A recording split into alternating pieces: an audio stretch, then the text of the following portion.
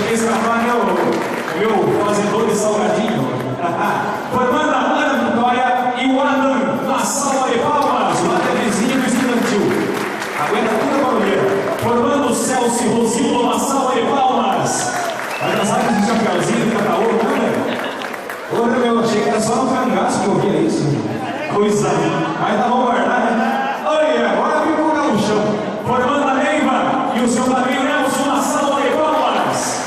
Formando a Andressa e o seu parceiro, o Nelson Portuga, uma salva de palmas. Formando a Angélica e o William, uma salva de palmas. Formando a Adriana e o seu padrinho Daniel Rocha, uma salva de palmas. Formando a Cristina e o seu padrinho Pio Pena, uma salva de palmas. Formando o Renan e a sua madrinha Maria, uma salva de palmas. Formando a Maria Eduardo e o seu padrinho Nicolas de São José do Boa Vista, uma salva de palmas. Formando a Ana Paula e o seu parceiro Darley, uma salva de palmas. Formando a Jocely e o seu padrinho Venâncio, uma salva de palmas. Formando a Matheus e sua madrinha Janaína, uma salva de palmas. Formando a Sueli e o seu padrinho Gustavo Miranda, uma salva de palmas.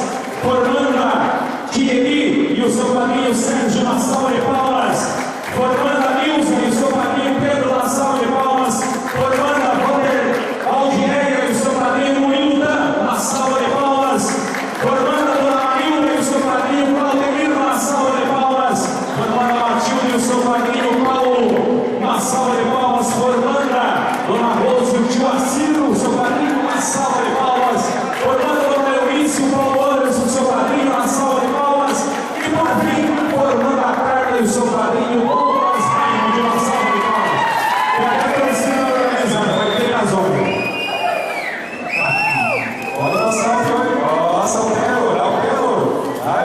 Pode ir no círculo. Os alunos continuam na posição que estão. E as demais pessoas aqui que quiserem pegar um na mão do outro, com a mão para cima ou algo parecido, para reverenciarmos a imagem de Nossa Senhora Aparecida, a nossa mãezinha, a nossa padroeira, a Deus nosso Todo-Poderoso, o nosso Senhor Jesus Cristo. Vamos fazer um Pai Nosso e uma Ave Maria. Em seguida nós